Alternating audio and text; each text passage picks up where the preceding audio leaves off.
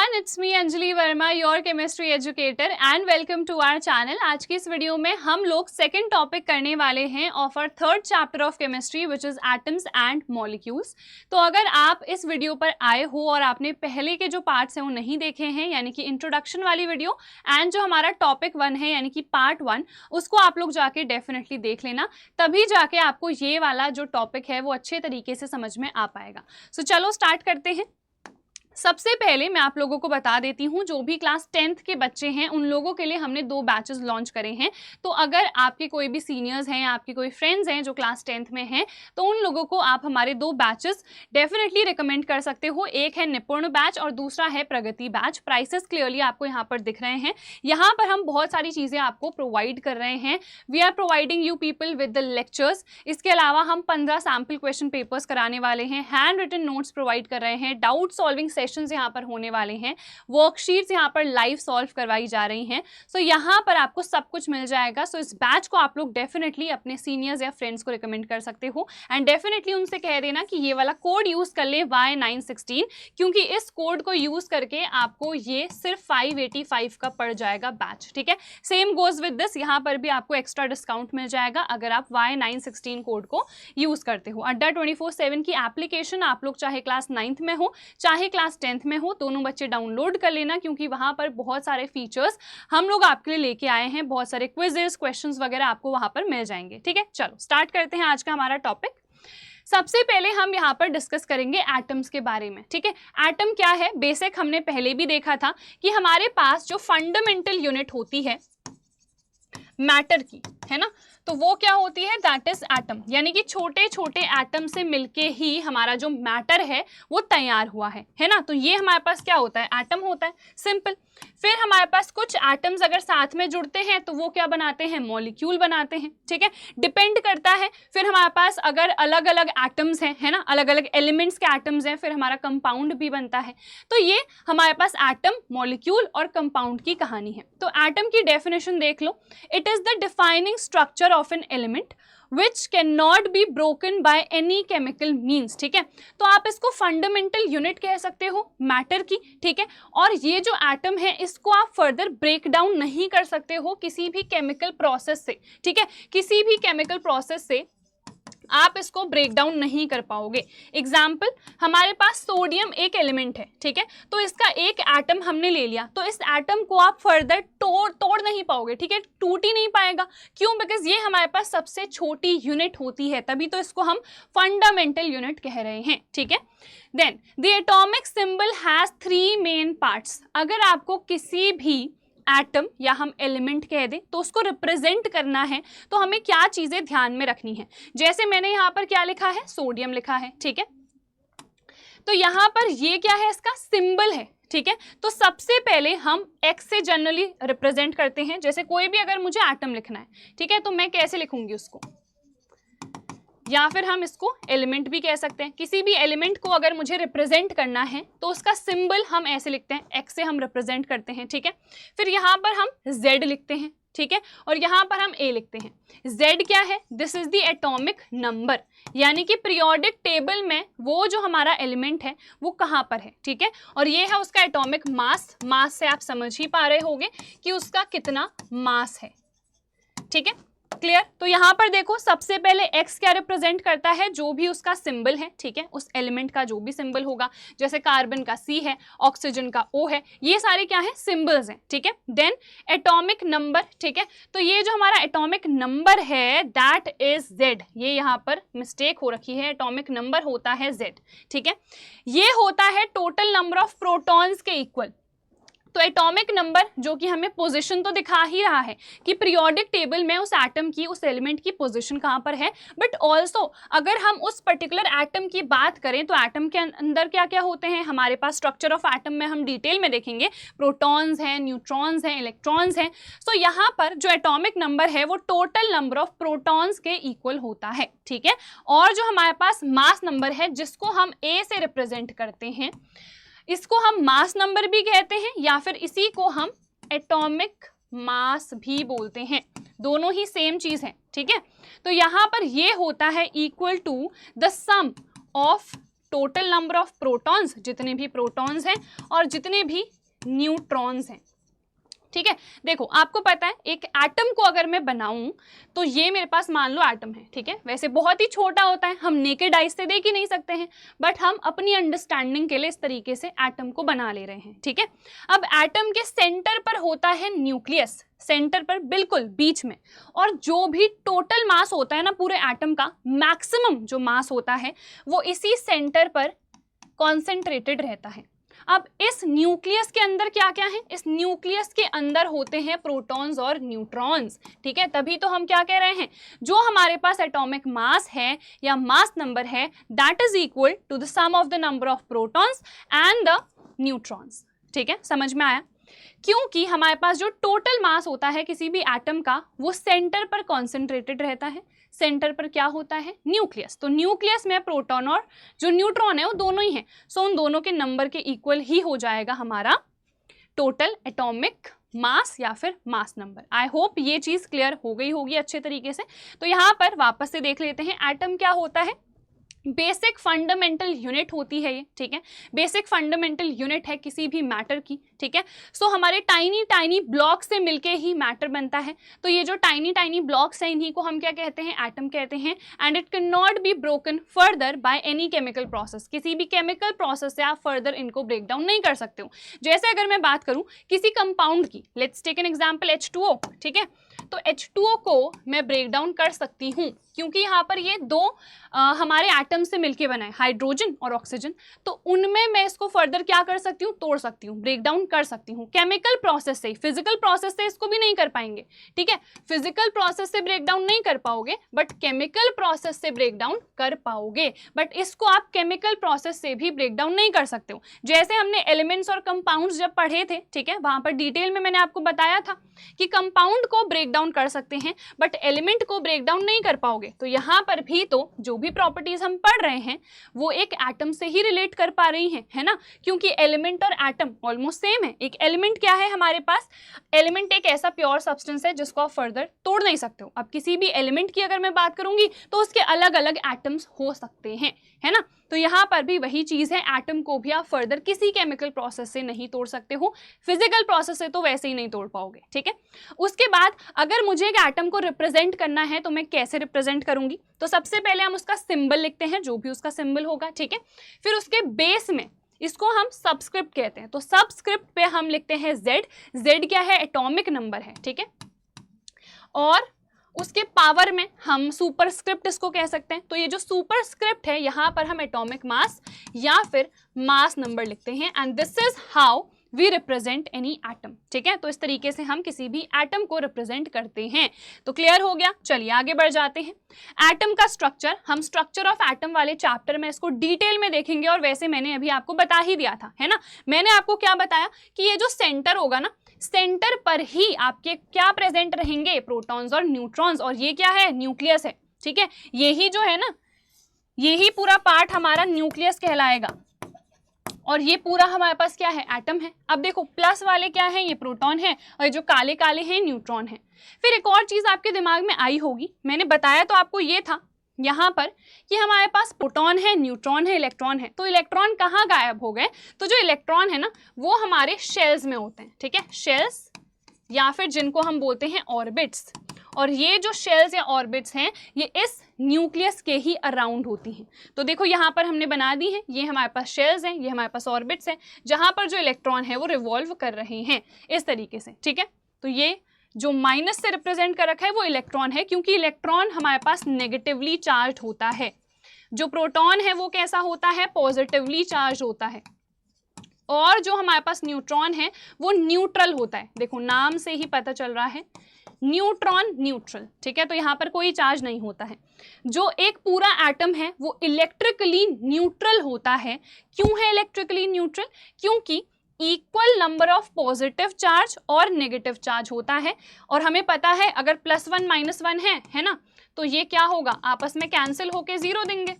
तो सेम जो एटम है वो इलेक्ट्रिकली न्यूट्रल है क्योंकि उसमें इक्वल नंबर ऑफ प्रोटॉन्स और इक्वल नंबर ऑफ इलेक्ट्रॉन्स है।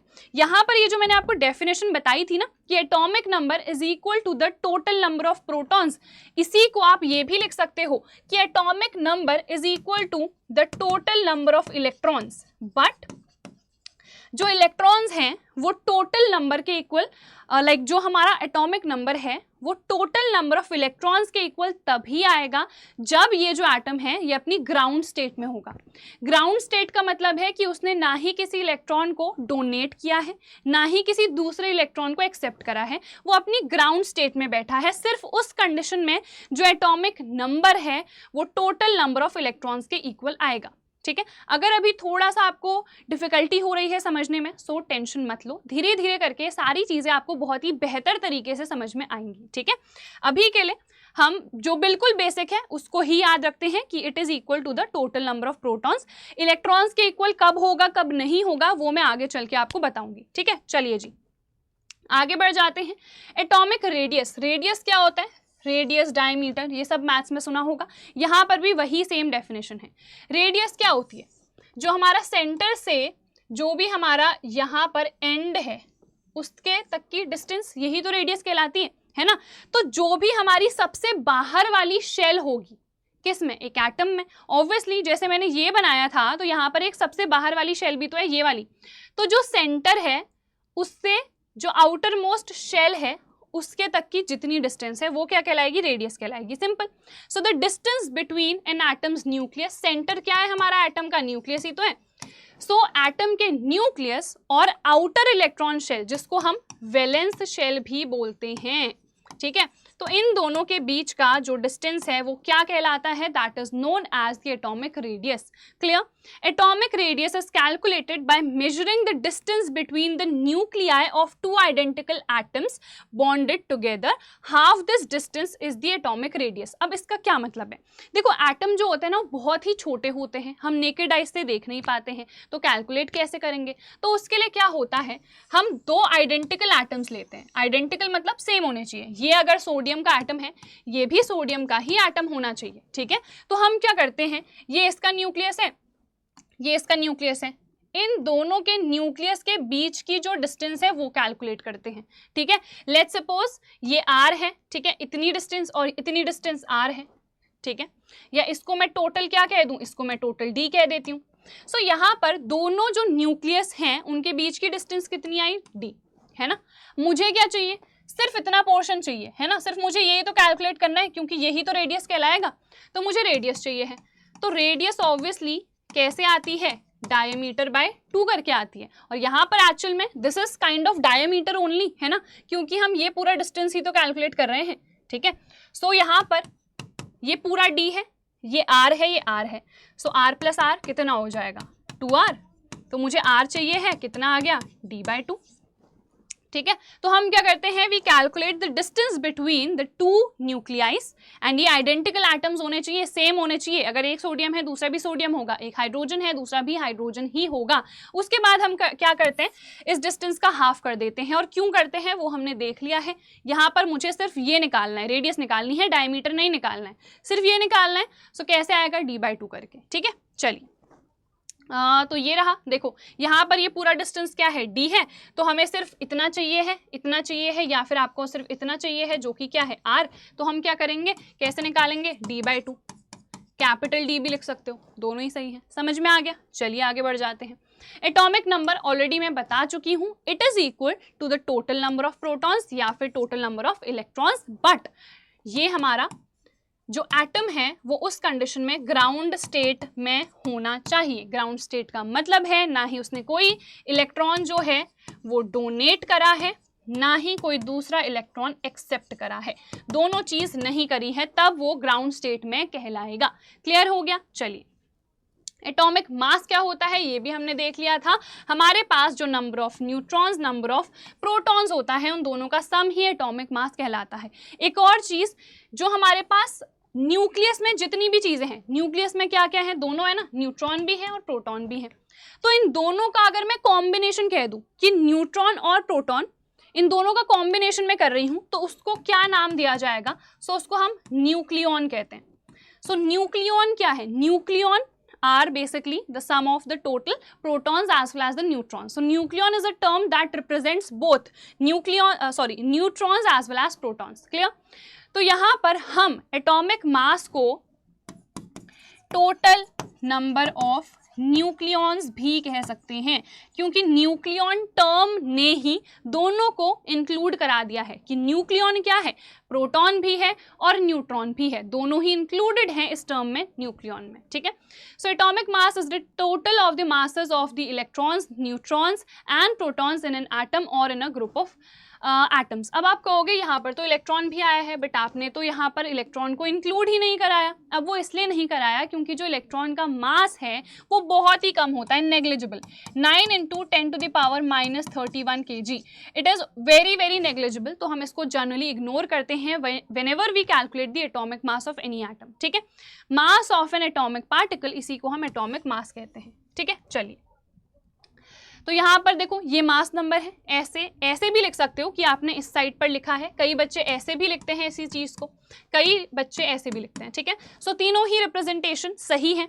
यहाँ पर बेस पे लिखा, इधर पर लिख दिया पावर में, यहाँ बेस पे लिखा, यहाँ पावर पे लिख दिया, या यहीं बेस पर लिखा, यहीं पावर पर, तीनों ही रिप्रेजेंटेशन सही है। ठीक है, बस एटॉमिक नंबर नीचे आना चाहिए और मास नंबर यानी एटॉमिक मास ऊपर आना चाहिए, और तीनों में से कोई भी रिप्रेजेंटेशन आप यूज़ कर सकते हो। मैं इस वाले रिप्रेजेंटेशन को ज़्यादा यूज़ करती हूँ। ठीक है, चलिए एटॉमिक मास यूनिट क्या होती है? देखो हर चीज़ की अपनी अपनी यूनिट है। जैसे हमने अभी मास लिखा था, तो मास को मैं ग्राम में भी मेजर करती हूँ, किलोग्राम में भी, है ना। इसके अलावा वॉल्यूम को हम लीटर में भी करते हैं, मिलीलीटर में भी करते हैं। तो ये सारी चीज़ें क्या है? यूनिट, जिस यूनिट में हम मेजर कर रहे हैं। तो सेम एटॉमिक मास यूनिट भी क्या है? एक यूनिट है जो कि हमें एटॉमिक मास को मेजर करके देती है। ठीक है, so atomic mass is commonly expressed as per the international agreement in terms of a unified atomic mass unit. तो हम एटॉमिक मास को एक पर्टिकुलर यूनिट में कैलकुलेट करते हैं, मेजर करते हैं, जिसको हम AMU कहते हैं, एटॉमिक मास यूनिट, या फिर हम इसको सिंपली कई बार U से भी डिनोट कर देते हैं, दैट इज ऑल्सो करेक्ट। ठीक है, एक्चुअल में इसकी एक डेफिनेशन भी है, वो डेफिनेशन क्या है देख लो। It is 1/12 the mass of carbon 12 atom. ठीक है, it can be defined as 1/12 the mass of carbon 12 atom. और ऑब्वियसली ये ग्राउंड स्टेट में है। ग्राउंड स्टेट का मतलब आप समझ चुके होंगे कि उसने ना ही इलेक्ट्रॉन एक्सेप्ट करा है, ना ही उसने डोनेट कर दिया है। ठीक है, फिर दूसरी स्टेट क्या होती है? एक्साइटेड। ठीक है, जब वो ऊपर वाली स्टेट में चला जाता है, दैट इज एक्साइटेड स्टेट। अभी हमें उसके बारे में ज़्यादा नहीं घुसना है, सिर्फ ग्राउंड स्टेट का मतलब क्या है आप ये समझ लो। तो यहाँ पर डेफिनेशन में आप क्या लिख दोगे? 1/12 the mass of carbon 12 atom. ठीक है, ये हमारी डेफिनेशन है। जब भी पूछा जाएगा कि एटॉमिक मास यूनिट को आप डिफाइन करो, so this is the definition that you are going to write. चलिए अब यहाँ पर सिंबल्स हैं, ये आपको याद करने हैं for some of the elements, तो ये आप याद कर लो, अच्छे से देख लो। एल्यूमिनियम के लिए क्या आता है? Al। कुछ तो बहुत सिंपल है, कुछ अलग से हैं, वो मैं बता दूंगी। देखो Al एल्यूमिनियम सिंपल है ना। Argon Ar that is also simple. Barium Ba simple है, कुछ डिफिकल्ट है बिल्कुल नहीं। बोरॉन के लिए B आ जाएगा सिर्फ। ब्रोमीन के लिए B आ रहा है, तो स्टार्टिंग के जो है इनिशियल्स वही आ चुके हैं, सो this is not difficult at all. Calcium Ca, carbon C हो गया। क्लोरीन यहाँ पर देखो Cl ये आएगा, तो यहाँ पर जस्ट इनिशियल्स नहीं है, बट हाँ it is simple to learn because Cl आ रहा है क्लोरीन में ही। ठीक है, फिर कोबाल्ट के लिए CO है, तो आ गया। ठीक है, कॉपर Cu। अब ये थोड़ा सा डिफरेंट है क्योंकि इसको क्यूप्रिक भी कहते हैं ना, तो इसीलिए यहाँ पर Cu आता है। ठीक है, तो copper is Cu। Fluorine F आ रहा है स्टार्टिंग में, F आ जाएगा। ठीक है, गोल्ड देखो ये अलग है, Au से रिप्रेजेंट करते हैं। सिल्वर भी हो गया यहीं पे, देखो ये रहा सिल्वर Ag, तो ये थोड़े अलग है, ये आपको याद करने हैं। हाइड्रोजन H हो गया, आयोडीन I, आयरन इसको भी क्योंकि हम फेरस भी कहते हैं तो इसीलिए Fe आता है, तो आयरन के लिए Fe हो गया। लेड भी देखो यहाँ पर Pb से हम रिप्रेजेंट करते हैं। ठीक है, देन मैग्नीशियम तो सिंपल है, देखो यहाँ पर Mg, तो क्या हो जाएगा? मैग्नीशियम। एक मैंगनीज भी होता है, यहाँ पर लिखा नहीं है, बट बहुत बच्चे कंफ्यूज कर जाते हैं। तो अगर मैंगनीज आया है तो उसके लिए Mn आता है। देखो मैग्नीशियम है ना, Mg, मैंगनीज तो थर्ड में क्या है N, तो Mn होगा। तो सिंपल है ना, मैग्नीशियम तो Mg आ रहा है और मैंगनीज तो यहाँ पर थर्ड पे N आ रहा है तो Mn होगा, ठीक है। नियॉन भी सिंपल है, यहाँ पर Ne आ रहा है, नाइट्रोजन के लिए N, ऑक्सीजन के लिए O, पोटेशियम के लिए K आता है, सिलिकॉन Si, सोडियम के लिए Na आता है, ठीक है, ये भी देखो, सल्फर S, यूरेनियम U और जिंक के लिए ये Zn आ जाएगा। तो ये सिंपल थे, कुछ जो डिफरेंट है वो मैंने मार्क कर दिए हैं, इन पे खास ध्यान रखना कि आपको ये याद हो जाए, ठीक है। चलिए अब यहाँ पर एटॉमिक मासेस भी हमको याद करने हैं, ये कैलकुलेशंस में भी यूज होते हैं, सो इनको भी अच्छे से याद कर लो। हाइड्रोजन सबसे पहले आता है ना, तो यहाँ पर इसका एटॉमिक मास कितना होता है, 1 होता है। फिर कार्बन का कितना होता है, 12, अभी लिखा था ना 6C12, ये आपको बहुत ही सिंपली याद हो जाएंगे। देखो हाइड्रोजन का एटॉमिक नंबर भी 1 होता है और मास भी 1 होता है, ठीक है, यहाँ पर मैं एटॉमिक नंबर लिख देती हूँ। कार्बन का एटॉमिक नंबर कितना होता है, 6 होता है ना, तो इसका मास डबल हो जाता है। नाइट्रोजन का कितना होता है, 7 होता है ना, तो यहाँ पर जस्ट डबल हो जाता है। ऑक्सीजन का कितना होता है नंबर, 8 होता है, जस्ट डबल हो जाता है, ठीक है। सोडियम का क्या होता है, 11 होता है, बट यहाँ पर इसका डबल करके +1 कर देते हैं, ठीक है, तो कितना हो गया, 23 हो गया। मैग्नीशियम का क्या होता है, 12 होता है ना, तो यहाँ पर भी जस्ट डबल हो गया। सल्फर का क्या होता है, 16 होता है, जस्ट यहाँ पर डबल हो गया, ठीक है। क्लोरीन का, बिकॉज इसके आइसोटोप्स भी होते हैं, अब आइसोटोप्स क्या है वो भी हम डिटेल में देखेंगे, डोंट वरी। तो यहाँ पर जो हमारा क्लोरीन है ना, इसका 35.5 हो जाता है। वैसे तो इसका हमारा 17 होता है ना नंबर, बट 35.5 होता है इसका एटॉमिक मास, क्योंकि इसके ना 2 आइसोटोप्स एग्जिस्ट करते हैं जिसका एवरेज हमको निकालना पड़ता है, तो ये आपको स्पेसिफिकली याद करना है। कैल्शियम का 20 होता है, तो यहाँ पर 40 हो गया, ठीक है। तो ये चीज़ें आपको याद रखनी है। आई होप इतना क्लियर होगा। यही मेनली पूछे जाते हैं, तो ये तो आपको याद करने ही है। वैसे तो आपको पता है बहुत सारे एलिमेंट्स हैं, बहुत सारे एटम्स हैं, सबका याद करने की ज़रूरत नहीं है, अभी के लिए आप सिर्फ इतनों को ही याद करो, ठीक है। चलिए अब यहाँ पर टॉपिक हमारा खत्म हो गया है। जो एनसीईआरटी के हमारे इंडेक्स वाले क्वेश्चंस है देख लेते हैं। एटॉमिक मास यूनिट को डिफाइन करो। मैंने अभी बताया था ना, डेफिनेशन पूछी जाएगी तो प्रॉपर डेफिनेशन ही लिखनी है। It is 1/12, it is defined as 1/12 the mass of carbon 12 atom and that too in the ground state. That atom should be in the ground state. उसमें एक्साइटेशन कोई भी नहीं होनी चाहिए, कोई भी इलेक्ट्रॉन एक्सेप्ट या गेन एक्सेप्ट या फिर डोनेट उसको नहीं करना चाहिए, ठीक है। चलिए, why is it not possible to see an atom with naked eyes? Because the atoms are very very small. जो atomic radius होती है जनरली वो 10⁻⁻10 मीटर यानी कि 1 एंगस्ट्रॉम होती है। तो जो एटम का साइज है वो बहुत ही छोटा है। The size of atom is very very small, बहुत ही ज्यादा छोटा है एटम का साइज। तो obviously it is not possible to see an atom with naked eyes. तो इसीलिए हम नहीं देख पाते, सिंपल, क्योंकि साइज बहुत ही छोटा है। और न्यूक्लियस का अगर आप पूछो तो और भी छोटा हो जाता है। आपको पता है माइनस में अगर बढ़ता है उसका मतलब है घट रहा है ना। तो ये हमारे पास न्यूक्लियस का साइज होता है। तो ऑब्वियसली ये बड़ा सा एटम है और ये छोटू सा न्यूक्लियस है, तो इसका साइज और भी क्या होगा, कम होगा, है ना। तो बस यार ये क्वेश्चंस कर लिए हैं, टॉपिक पूरा हमने कंप्लीट कर लिया है। आई होप ये टॉपिक आपको अच्छे से समझ में आया होगा, और अगर आया है तो लाइक शेयर और सब्सक्राइब कर लेना। हम लोग मिलेंगे हमारी नेक्स्ट वीडियो में, तब तक अपना ख्याल रखना। ऑल द वेरी बेस्ट, अच्छे से पढ़ते रहो, बाय बाय।